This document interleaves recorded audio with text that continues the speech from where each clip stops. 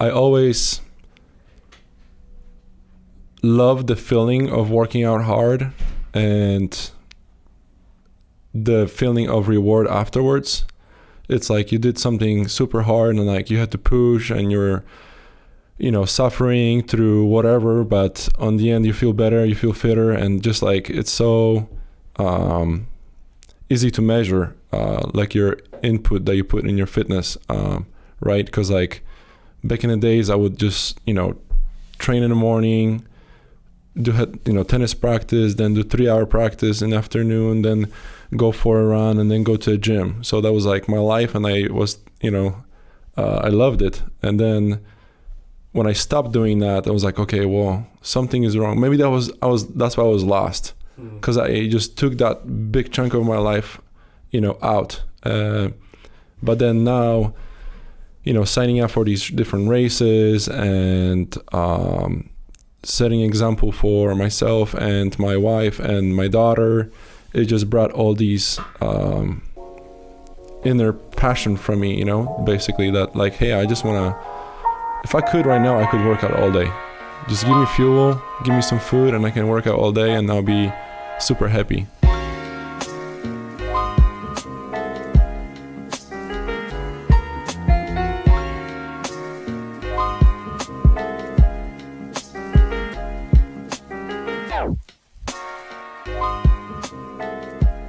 All right, guys, welcome back to the Pursuit of Property podcast. We are officially 5 days out from the Ironman, and we are sitting here with a fellow investor and teammate for the Ironman, Martin Chojanki. Let's go, guys. Did I say the name right? Yep. Okay, sorry, I didn't mean to interrupt. That's great. I was ready to restart if I had to. That's all good. Good pronunciation. Also known as nickname the Polish Monster, because if you're looking on video, you can see Martin is just absolutely jacked. His muscles are poking through his shirt. This dude is an absolute beast. A well-deserved nickname for Martin. Well, Martin, we're having you on because we're all excited, obviously, about Saturday or Sunday. You have been hanging out with us a lot more. We didn't know you super well prior to you just signing up on Instagram for the Ironman with us. We had met a couple times at meetups, but we've definitely become really good friends now. Can you talk to us a little bit? Obviously, this is an investing podcast, but can you talk to us a little bit about your background with real estate investing? Yeah, so real estate investing, I just had a couple regular jobs here in Fresno after college.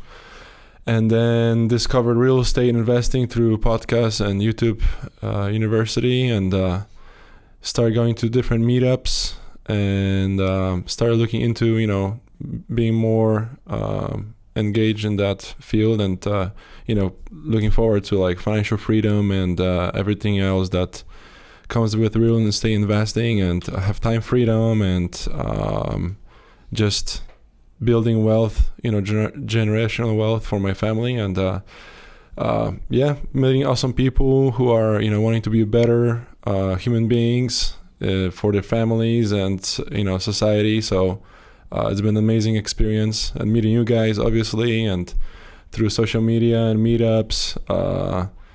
It's been an awesome journey so far. Well, dude, let's talk a little bit just before we talk about all of our excitement for the race, because I think once we start talking about that, we'll never leave that topic. But I feel like you're a perfect example of what I would consider the American dream.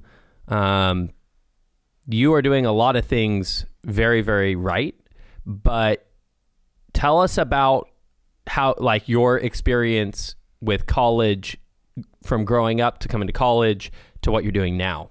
I feel like that's an interesting story, and I think not many people maybe know that about you. Yeah, so I grew up in a little beach town in Poland. It's kind of like an island, 40,000 people. My dad used to play tennis, and I started playing tennis. And when I got older and better, competing more, my parents were looking into like relocating me to somewhere bigger city within Poland.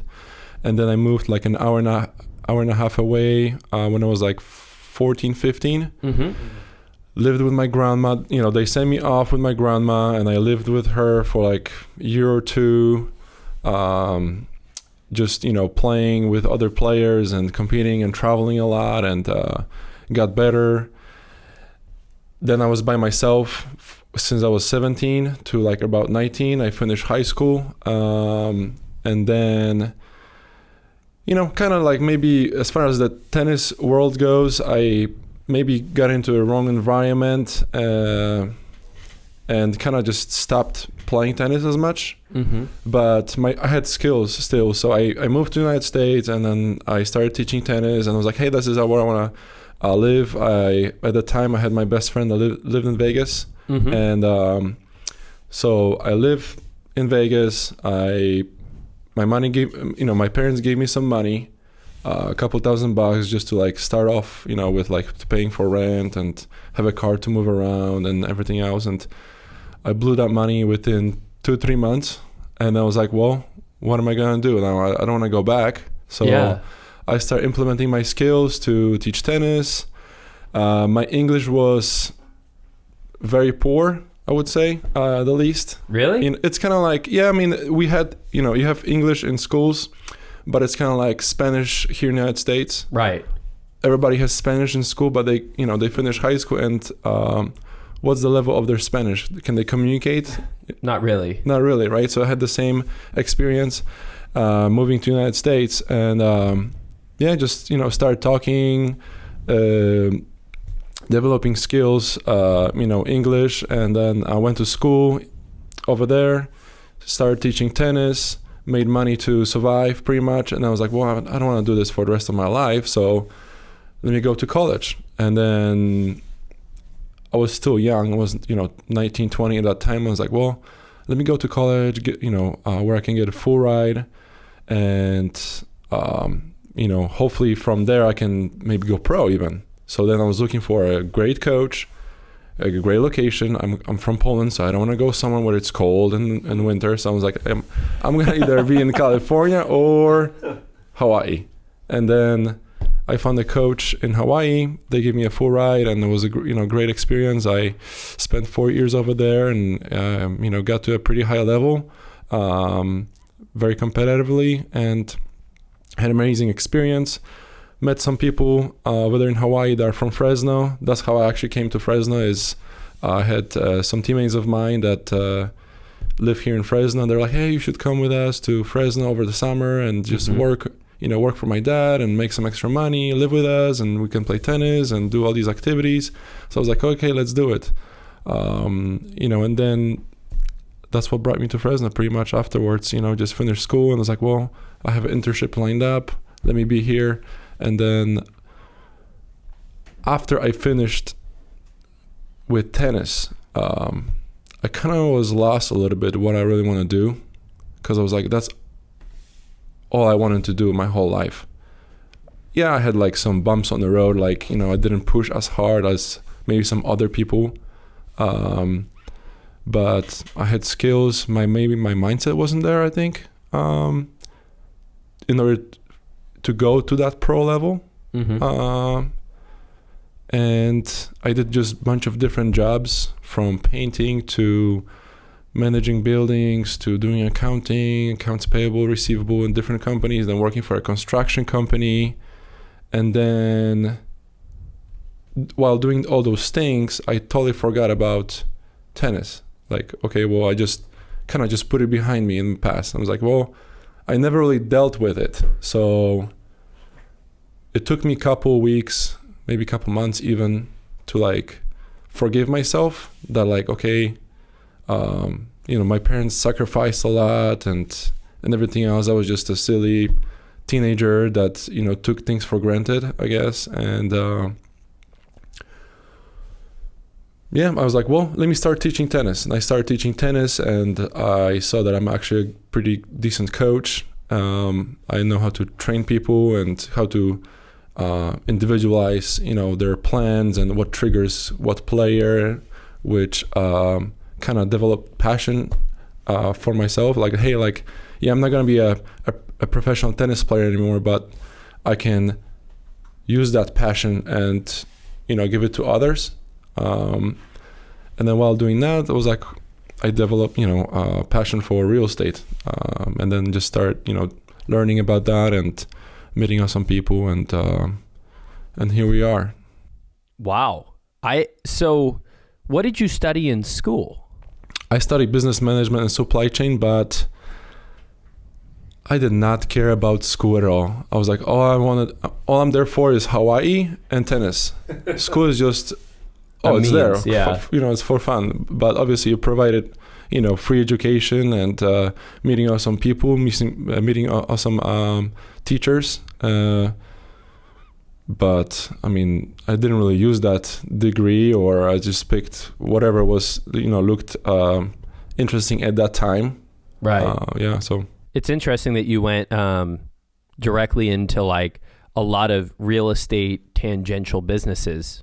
I mean, it sounds almost like you were naturally pulled to real estate before the investing world. Because if you were working in property management and construction and accounting, and painting, these are all things that, are an asset or a tool for you now, no? Yes, exactly. It seems like with a lot of our experiences, it always seems like something happens to us and then we go back and we just connect the dots, right? And then it's like, oh yeah, that makes sense. And it's like, oh, no wonder why I'm interested in that field. And then I guess I was just slowly being marinated. I love it, dude. And then your days, right? Because you take us through your timeline of your story, right? And you kind of have that reintroduction back into tennis after kind of being disconnected for a while. You get back into the coaching, building up your clients, right? In your day-to-day, now that, a while back, you also started looking into real estate investing. What does your day-to-day look like, kind of juggling those two things that make up your professional career, both your coaching for tennis and then now also real estate? What does your day-to-day look like?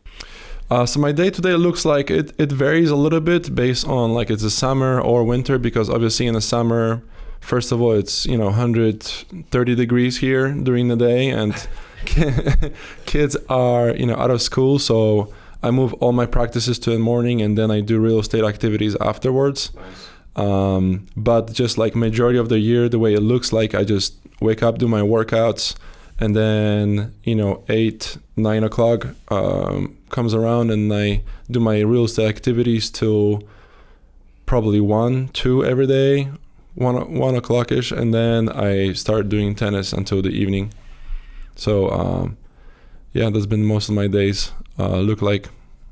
Yeah, you're a very hard worker. I mean, we've worked out with you now, and it's clear to see that like in the fitness world, you outcompete a lot of people. What is interesting to me is also the timeline of when you started getting more serious about real estate investing is the same timeline that you had your first kid. How has that been? Because obviously you're a very active father. Some fathers are not as active as you. I mean, that seems like that would have been an easy excuse. How did you approach it? Well, I approached it the way I want to be a set at best example I can for my daughter. She's little. She's 9 months right now, but like, okay, well, let me wait until she can understand more, or I can have a conversation with her. I'm like, well, no, let me start setting a standard before that, right? So I don't need to be waiting, and then I can develop good habits. So then when she can understand, she's already observing, right? So that was my train of thought, is like pretty much just set a tone for, hardworking individual, father, husband who can put all together. It's like, sometimes I have to sacrifice sleep, which is like, I sleep 3-4 hours and I have a 3-hour workout, and then I need to change the diaper and feed the baby, and then I need to cook lunch, and then I need to do some calls, and then I need to go on a court when it's 100 degrees outside for 4 hours, and then come home, cook dinner, help my wife, put the baby to sleep, and then 8 o'clock and 9 o'clock I can hopefully go to sleep. Yeah. And then do it again, do And the do it same again exact thing day. the next day. Yeah, dude. Yeah. Oh my gosh. Well, Martin, and you talked about kind of your day to day. You said waking up and doing your workouts, right? And I know, like Scott was saying, like your love of fitness and being active and all of this stuff, does that come from you being a tennis player and your love for tennis? Did your love of fitness come from tennis, or where does that come from for you? I think it's coming from tennis. I always love the feeling of working out hard and the feeling of reward afterwards. It's like you did something super hard and like you had to push and you're, suffering through whatever, but on the end you feel better, you feel fitter, and just like it's so easy to measure like your input that you put in your fitness, right? Because like back in the days I would just train in the morning, do tennis practice, then do 3-hour practice in the afternoon, then go for a run, and then go to the gym. So that was like my life, and I was I loved it. And then when I stopped doing that, I was like, okay, well, something is wrong. Maybe that's why I was lost, because I just took that big chunk of my life out. But then now signing up for these different races and setting example for myself and my wife and my daughter, it just brought all these inner passion from me, basically, that like, hey, I just want to, if I could right now, I could work out all day.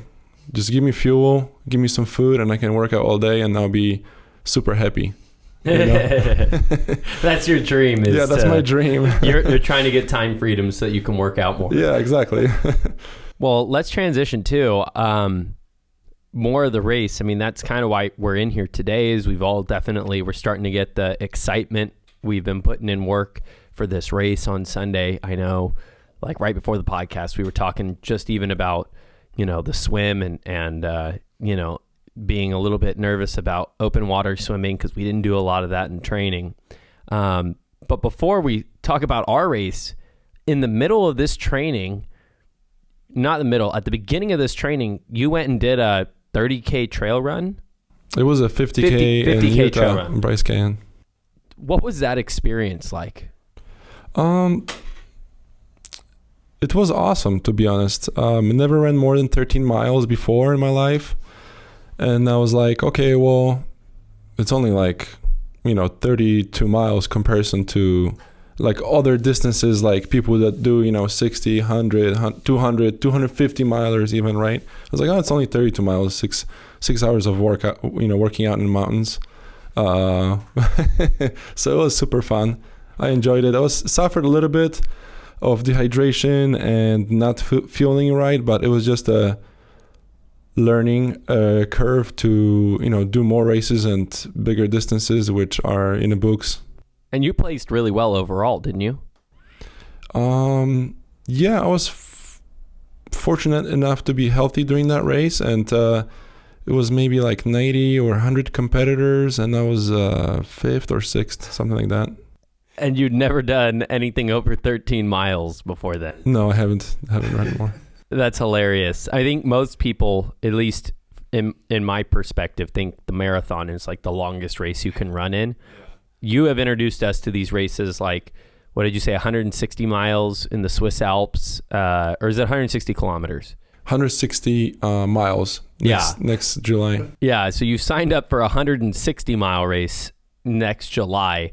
Actually, not yet. The reason why I'm doing the 100K run in October, 1 month after our Ironman, is because you need to run 100K before you sign up for that race. So I was like, well, let me sign up as soon as possible so I can qualify to sign up for that race in the Swiss Alps, because it's a beautiful, obviously, place and a race. So there's only limited spots. So the quicker I can, the registration opens up in the end of October.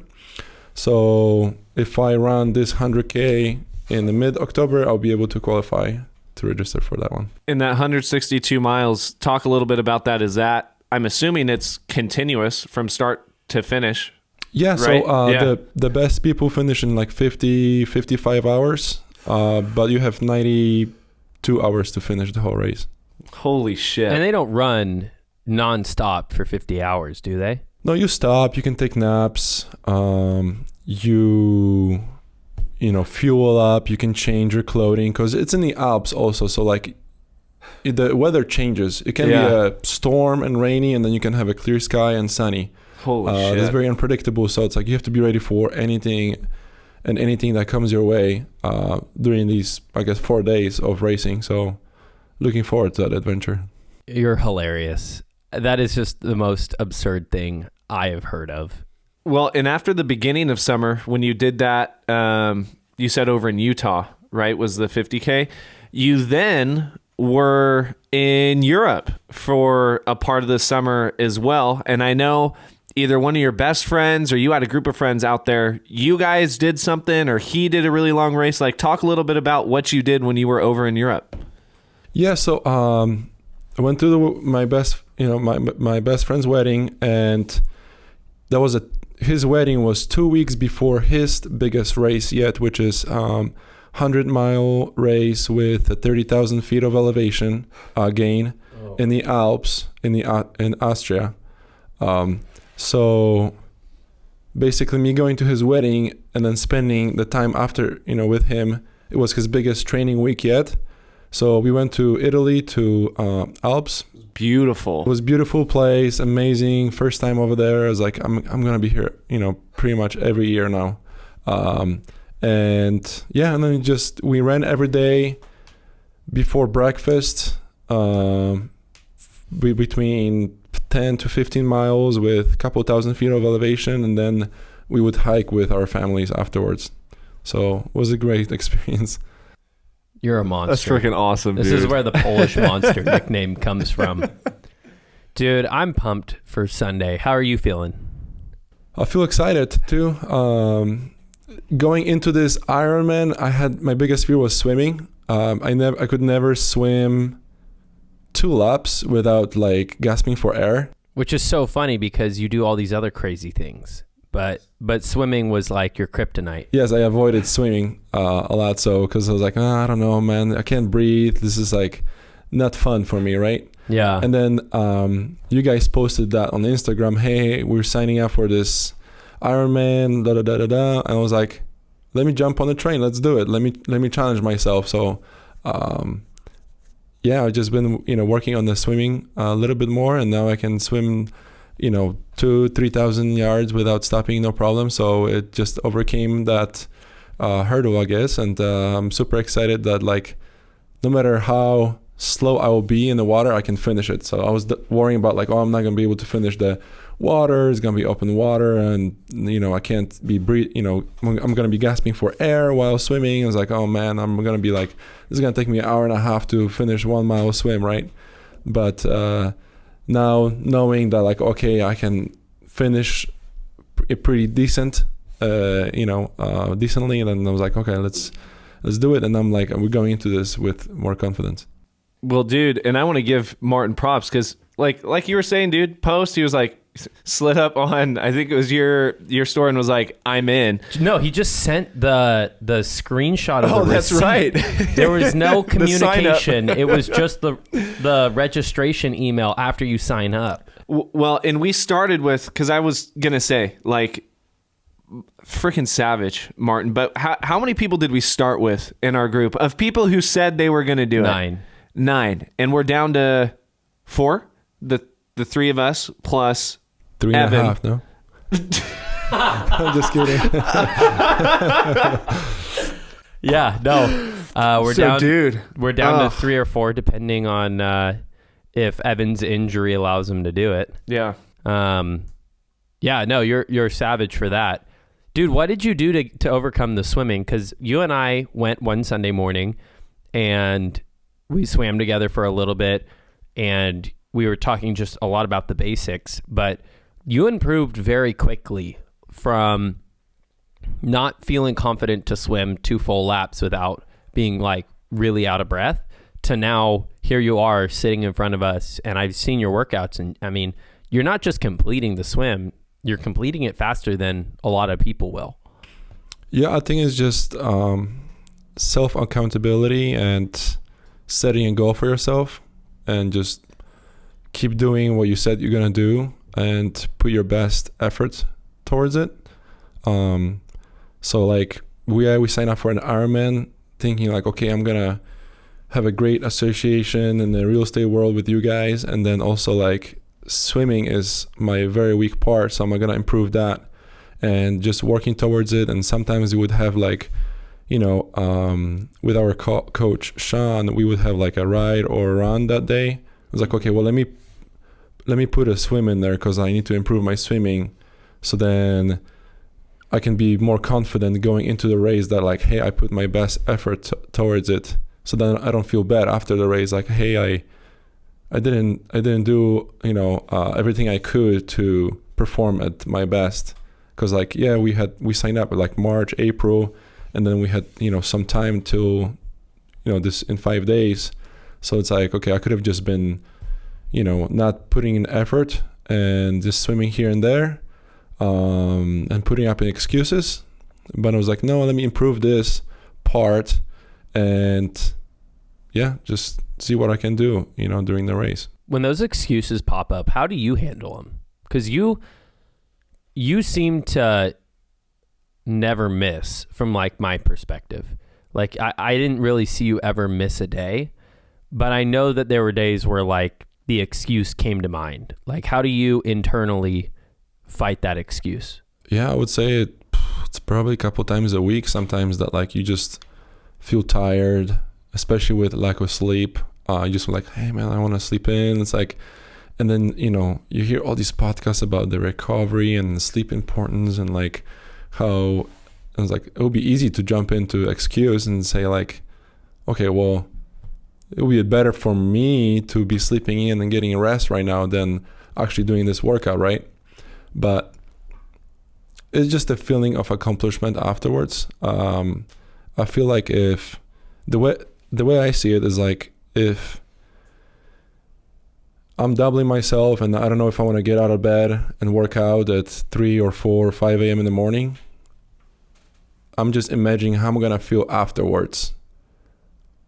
Even because like I know that I'm not going to have time to work out that day because of the schedule for that day. So it's like, I know I'm just going to be battling myself all day long, and it's going to be in my mind. I'm not going to be able to focus on anything else other than, man, I was a little girl in the morning. I was a little wuss and I didn't wake up. I had a workout plan and I didn't, finish it. So I was like, yeah, that's what I'm thinking about whenever I see an excuse pop up in my mind. And it's like, yeah, and what kind of example I'm setting for others, because I know that among my friends and family, they kind of like get inspired from me because I have like pretty active lifestyle, and like I want to show up every day and perform, even though if I'm not feeling it. I can only imagine if you have like 100, 200 or millions of followers on social media or something, how that magnifies. But yeah, that's how I feel. Wow. It's crazy because that is true. And I will say from my perspective, I look up to your lifestyle and say, wow, I thought I was active. I'm not even close to what you do. And it's easy when you feel good to get up and do your workout. It's really, I think the most growth comes from when you really don't want to do it. And that the best feeling, that rewarding feeling that you're talking about, I felt it the strongest when, I felt terrible and I said, you know what, I want to take tomorrow off. I feel, really tired today. I really want that sleep. And then you get up and you do that morning workout. And when you're done, you're like, that wasn't as bad. And I've done it now. And then I don't even feel like after I've done it, you feel that need to go back to sleep. It's almost like the energy that you get from completing the workout, when you didn't want to do it, kind of negates that tiredness that you had before. Yes, I think so. And then there's been some research done recently that supposedly like even for mothers who have lack of sleep because of the babies, if they push themselves and work out, for some reason there's some kind of chemical reaction in your body that after working out and pumping your blood and everything else, it gives you actually more energy and you're not as sleep deprived, quote unquote, which I guess maybe that's what it comes down to us, for us as well. Well, and dude, Martin, so you've done some competitive runs before, right? This is going to be your first Ironman. Yes, first right? Ironman. Are you, and you've got something on the books for a month after the Ironman, and then also the goal happening next summer. Do you have any, current larger goals, or does your goal come from just wanting to be as active as possible and feel as good as possible? Yeah, just be as active and feel as good as possible. Kind of like, it's not like, oh, I've done all these ultra runs on the trails. I know I love mountains and I love running and putting the effort out there for myself physically. So I'm just kind of discovering that arena in my life and can see how far I can go without injuries, obviously, and I never been able to push myself with all these all these workouts and everything that we do. I never was like in doubt of myself if I can finish something. So I guess that's why when my friend told me, hey, let's sign up for this 160-mile race in the Alps with 60,000 feet of elevation gain, I'm like, my first thought was like, oh, I don't know if I can do this. And then my wife said, no, you can do it. And then my mom was around and was like, oh, that'll be fun if you could do that. I was like, okay, let me do it. You have that support group around you. I had this support group. The same people that maybe are looking up to you for that motivation to do. I mean, you got your wife doing the half marathon. Is it next month? Yes. So I signed myself up for that 100K and I was like, you should do the half marathon in the mountains too. And then she's like, okay. So I just signed her up right after when she said, okay. That's really cool. I mean, how does that dynamic in your relationship work? I mean, you guys have been married 6 years? Yes, 6 years. And it sounds like you both are encouraging each other to do these harder tasks. I mean, that has to be a benefit, no? Yes, it's awesome. And, my wife started being more active a couple years back and she started, working out and see the benefits of the active lifestyle and taking care of your health from physical standpoint and also the nutrition and everything else. And she's been just like, oh, this is how we're going to live now. So I was like, oh, wow, this is amazing to have that support from the person that I'm spending the most time with, So now she has a structured training where she follows the plan. And now it's like, what do you have? Oh, I have 2-hour runs. Like, oh, I have 3-hour workouts. I was like, okay, how are we going to figure this out in the morning with the baby and the work and everything else? So it's kind of like all these puzzles. And it's kind of fun to kind of just see. It's hard, obviously, because okay, well, you need to wake up at 4. And then sometimes I said oh no, in order for me to finish this workout, I need to wake up at 3 so I can finish by 6. So then you can go for your 1.5-hour run. So then we can go to work at 8, 9, right? I was like, and then she's like, no, I don't want you to wake up at 3. You wake up at 5 and I can do my workout later or something. So it's kind of, and then I'm the same way sometimes. We would schedule, runs or bike rides, and then you guys are like, oh, let's start at 6 a.m. or something, and I'm like, man, I need to start at 5 the latest because of my wife's workouts. So it was fun, but yeah. So it's great to have support like that from her, and also I'm supporting her in whatever she wants to do. Mm-hmm.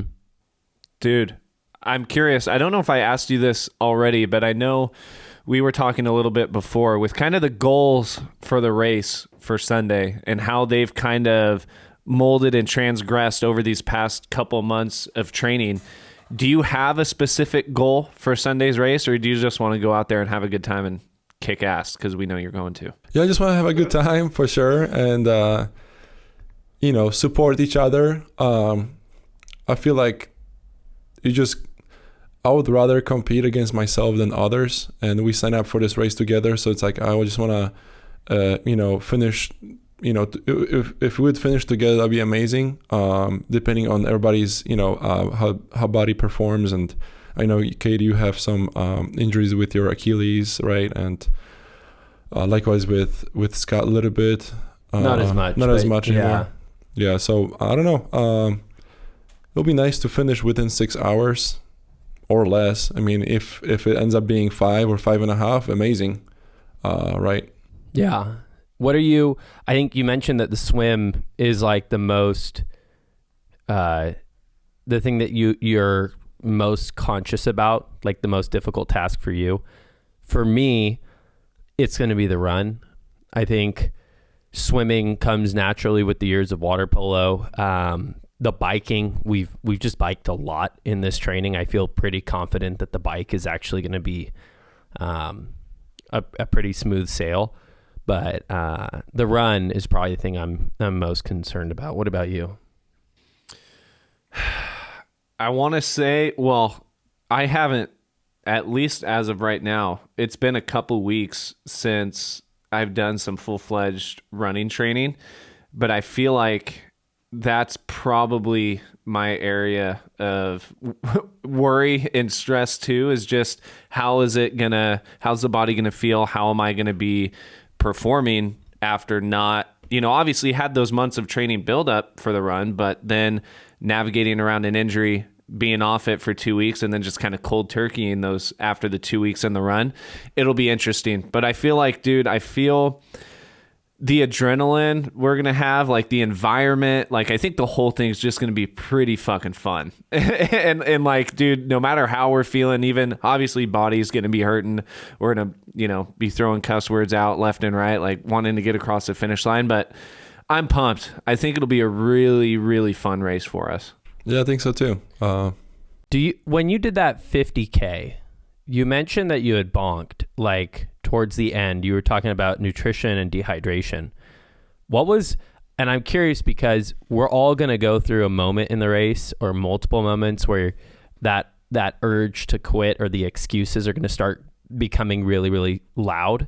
What was the narrative that you had in your head that got you to a 5th place finish, even with those struggles?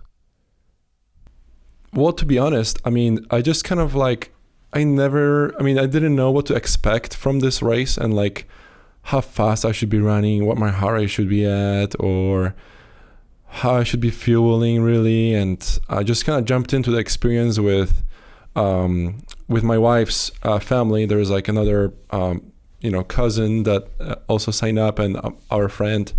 And we were all at the little different levels, but like we just jumped into this experience. Like, okay, we would just try our best to do it. But I was just kind of behind some runners at first.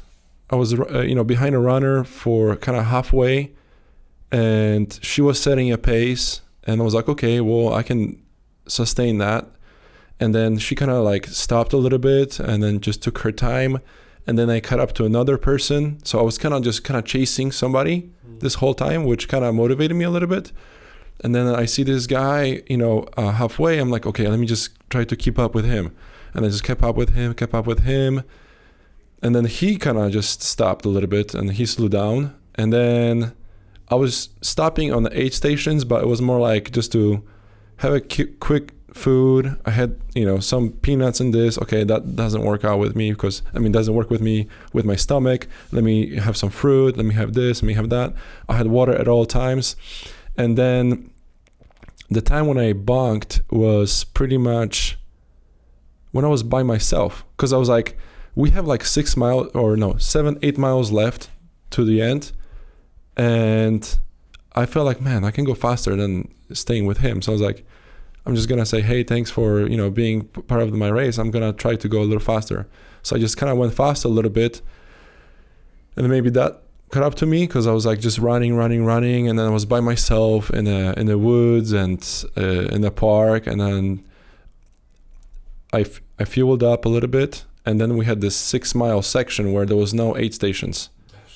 Right. And then it was this final big climb, like up, 2,000 feet or something. And I started climbing, and then I was like, man, what am I doing this? I'm running out of energy right now. I just want to sit down. My legs already hurt. Because usually during those races, everybody's hurting, after 4 or 5 hours of just constant going and going and going.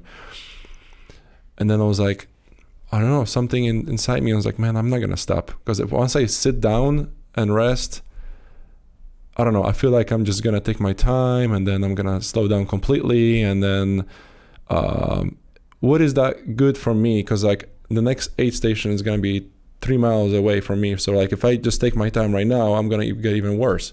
So I just pushed through that, feeling. What did you say to yourself? Like, did you have something going through your head when you were pushing, or do you have no need to repeat anything to yourself and you just have that willpower that you're going to continue? I think I was just like, hey, dude, you have 6 miles left. No need to stop. Just keep going. And then I just kept going. I didn't have to like repeat myself like, oh, hey, like just keep going. So yeah, just said, hey, keep going. And then I kept going. And then on the last hill, finished that hill, came down a little bit, and maybe 1 mile down was last aid station. I just fueled that up and drank water and electrolytes. And then it was just like a 3 miles slight downhill run where I just basically was like, man, this is last 3 miles. Let me see if I can pass somebody. Now I have energy. I feel better. Let me just sprint. So I just sprinted downhill for 3 miles straight and then finished the race. What was that like when you finished? Was great. It was great feeling of accomplishment. I feel like for myself, I was like, man, that feels really good. But the feeling after was like, what's next? Actually, because I was like, man, it was 6 hours of running nonstop, and I was in pain a little bit, and then my toes were jacked up a bit, but I was like, I think I can do more. So let me just see what's out there. I think he's in a much better headspace than we are for this race. Well, dude, yeah. We have the race on Sunday. We wish you the best of luck, Cade. I wish you the best of luck. I wish myself the best of luck. But we're pumped that you're with us. We're pumped that we've had this experience together, and obviously we've worked with each other on the investing world too, and just becoming better friends and better people. And we appreciate you coming on the podcast and just sharing it. I know a lot of people ask us about the Ironman every day, and so hopefully this answers some of the stuff that we've had to deal with, and excited to share the results next week. Dude. Yes, likewise. Thank you for the invitation and for sharing this experience. And it was amazing to push each other and keep each other accountable. Let's freaking get it, boys. Let's go. All right, guys. Next week, we'll have the results for you. We're going to meet with Sean, and we'll recap what actually happens. Let's go. Thanks, Martin. Thanks.